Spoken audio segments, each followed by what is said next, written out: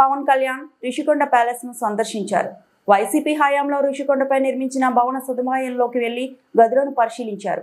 ఆయన వెంట మంత్రులు నాదెండ్ల మనోహర్, కందుల దుర్గేష్, జనసేన ఎంపీలు, ఎమ్మెల్యేలు, అధికారులు ఉన్నారు. రిషికొండ ప్యాలెస్ వైభవాలను వారు ఉప ముఖ్యమంత్రి పవన్ కు వివరించారు. భవనాల నిర్మాణానికి సదుపాయాలకు వెచ్చించిన మొత్తాన్ని తెలుసుకుని పవన్ ఆశ్చర్యం వ్యక్తం చేశారు. ప్రస్తుతం భవనాలు నిర్మించక ముందు ప్రభుత్వానికి ఎంత ఆదాయం వచ్చేది, వీటి నిర్మాణం తర్వాత ప్రభుత్వంపై ఎంత మేర భారం పడుతుందనే వివరాలపై పవన్ కళ్యాణ్ ఆరా తీశారు.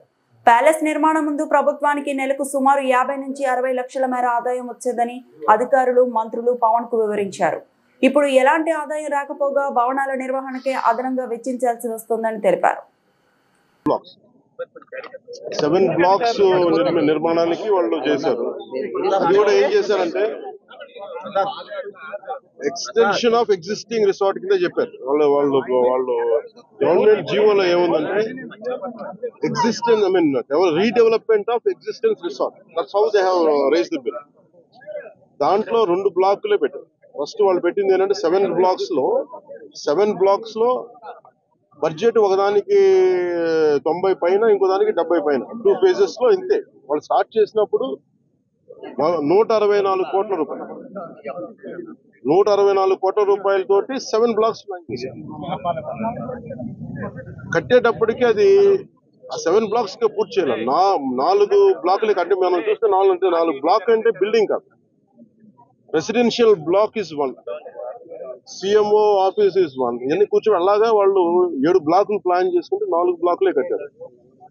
7 బ్లాకులకి వాళ్ళు ప్లాన్ చేసినప్పుడు 92 కోట్లు ఫస్ట్ ఫేజ్, రెండో ఫేజ్ 53 కోట్లు. సో రెండు కొంచెం అటు ఇటుగా పెడితే 160 కోట్ల పై చిలుకు వాళ్ళ ఒరిజినల్ ప్లాన్.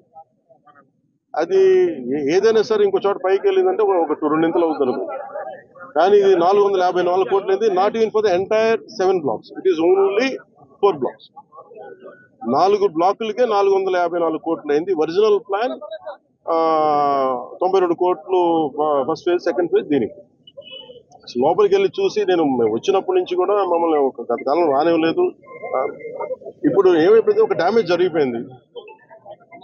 రిషికొండ ఒకప్పుడు ఇక్కడ రిసార్ట్స్ ఉన్నప్పుడు టూరిజం మన శాఖకి ఆదాయం 7 కోట్లు ఉంది.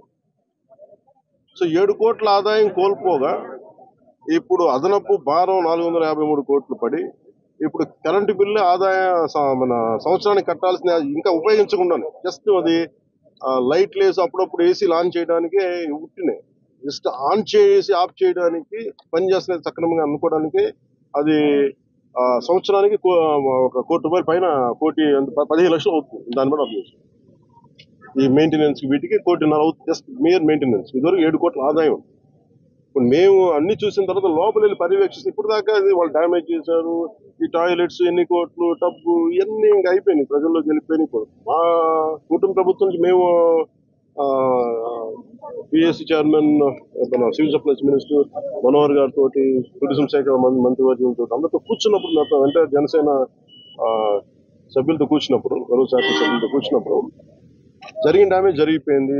తొలచాల్సిన కొండ తొలిచేశారు, పాడు చేశారు. ఓకే, వీటన్నిటిని మించి ఇప్పుడు మన ముందు ఏముందంటే దీన్ని how well we can utilize. 400 change చెప్పి ఎలా పెట్టాలి, చాలాసార్లు అనేక మార్లు మేము కేబినెట్ మీటింగ్ చర్చించాం. ముఖ్యమంత్రి గారు కూడా దీని మీద ఎలా చేయాలనేది పాప ఆయన అందరిని అడుగుతూ ఉన్నారు. సో మేము ఈ పర్యటన తాలూకు ముఖ్య ఉద్దేశం ఏంటంటే, ఈ పర్యటన ద్వారా ఫస్ట్ మేము అసలు ఏం చేయాలనేది మాకు ఇది ఇండివిజువల్ కుటుంబ ప్రభుత్వం కాబట్టి జనసేన పార్టీ తరఫు నుంచి వాట్ ఈస్ అవర్ అనేది, అంటే వాట్ ఈస్ అవర్ వ్యూ అనడానికి మనం ఇక్కడి నుంచి మంగళగిరిలో కూర్చోనో లేదంటే ఇంకా ఊళ్ళో కూర్చొని చేయడం, ప్రత్యక్షంగా ఒకసారి ఫీల్డ్ విజిట్ చేస్తే వచ్చే పరిష్కారం వేరుంటుంది.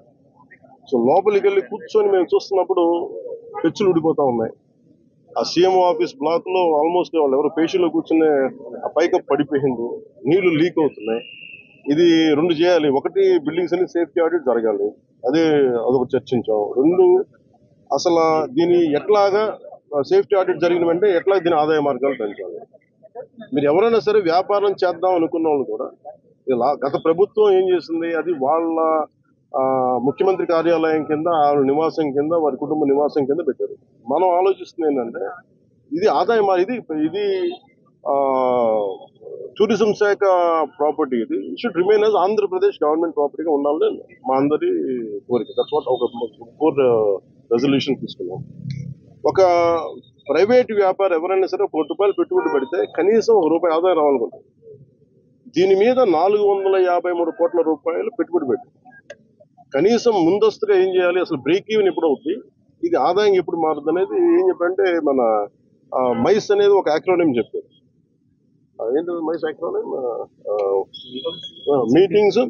Meetings incentives exhibition and conference. ఇది ఏంటంటే దుబాయ్ ఇస్ మైస్ డెస్టినేషన్ అంటారు. అలాగే వైజాగ్ ఇది మన మీటింగ్స్ కానీ లేదంటే ఏదైనా పెట్టుబడులు పెట్టడానికి ఇన్సెంటివ్స్ ఇవ్వడానికి కానీ లేదంటే కాన్ఫరెన్స్ పెట్టుకోవడానికి బ్యూటిఫుల్ ప్లేస్, కాన్ఫరెన్స్ పెట్టుకోవడానికి లేదంటే ఎగ్జిబిషన్స్ పెట్టుకోవడానికి వీటన్నిటికీ కూడా డెస్టినేషన్ మ్యారేజ్ వీటన్నిటికీ ఉంటుంది. దాంట్లో భాగంగానే దీన్ని మైస్ ఈవెంట్ టోటల్ పాలసీలు దీన్ని పెడితే బాగుంటుందని కోరిక. అలా కాకుండా మనం 453 కోట్లు పెట్టి దీన్ని ఒక ఎగ్జిబిషన్ లాగా అందరూ మేము ఇచ్చిన మేజర్ ప్రపోజల్ ఏంటంటే, మేము తీసుకున్నది మేజర్ రెజల్యూషన్ ఏంటంటే, it is not about football.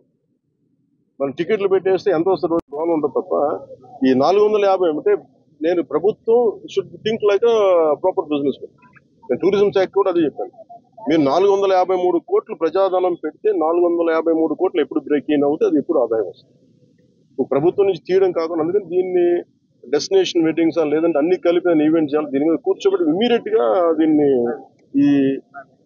ఈ వింటర్ లోపు దీన్ని ఒక నిర్ణయం తీసుకున్నాను. ఎందుకంటే నాకు ఈ టెండర్స్ ఎలా చేస్తారో నాకు తెలియదు, నాకు అవగాహన లేదు కాబట్టి దాని మీద అందరూ కూర్చొని చర్చించమని చెప్పారు. ఇది మేము గౌరవ ముఖ్యమంత్రి గారికి దీన్ని మా రెజల్యూషన్ తెలియజేస్తాం. అది ఎందుకంటే వాళ్ళు కూడా మన ముఖ్యమంత్రి గారు కూడా ఏమంటారంటే చాలా సార్లు మీరు ఏదైనా ఒక ప్రపోజల్ తోటి ఒక సలహాతో రండి మేము తీసుకెళ్తామని అనేక పర్యాలు కేబినెట్ మీటింగ్ చెప్పారు. దాంట్లో భాగంగా మేము ఇక్కడికి వచ్చి కూర్చొని ఇది కుటుంబ ప్రభుత్వం జనసేన ప్రపోజల్ గా దీన్ని ఎలా చూస్తున్నాం అనేది వారికి తెలియజేస్తాం.